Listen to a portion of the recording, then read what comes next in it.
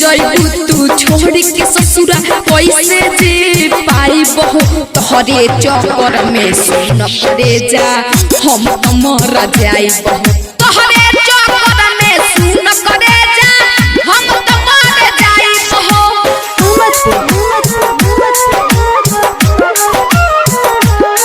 Kamlesh recording studio Mohammadpur. तोहरे संगे खेलनी कुतनी भैनी हमसे आन हो अब काहे छोड़ के चालू हमर जान हो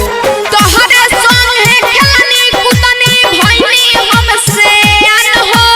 अब काहे छोड़ के चालू हमर जान हो क्रिया कसम खइले रहलू गइलू कैसे भुलाई हो क्रिया कसम खइले रहलू गइलू कैसे भुलाई हो तोहरे चक्कर में सुन करे जा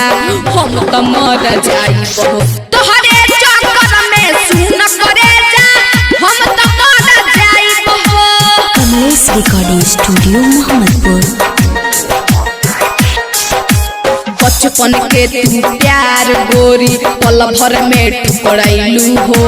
भइल कौन गलती हमसे काहे रूस गइलू हो बचपन के तू प्यार गोरी पल भर में ठुकराइलू हो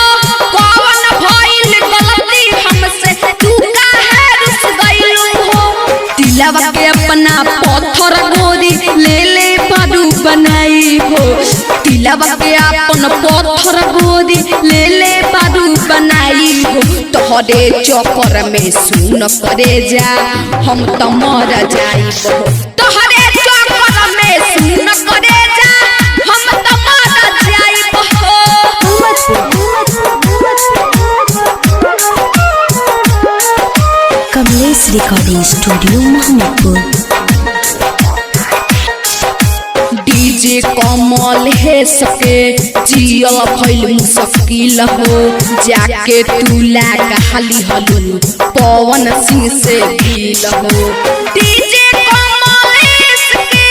जियल भइल मुश्किल हो जाके तू लाग हाली हलू शुभम सोना से दिल हो जानो तानी कसर मतलबी कइले बारे अगुआई हो जानो तानी कसर मतलबी कइले बारे अगुआई हो तोहरे चक्कर में सुन करे जा हम त मर जाई हो।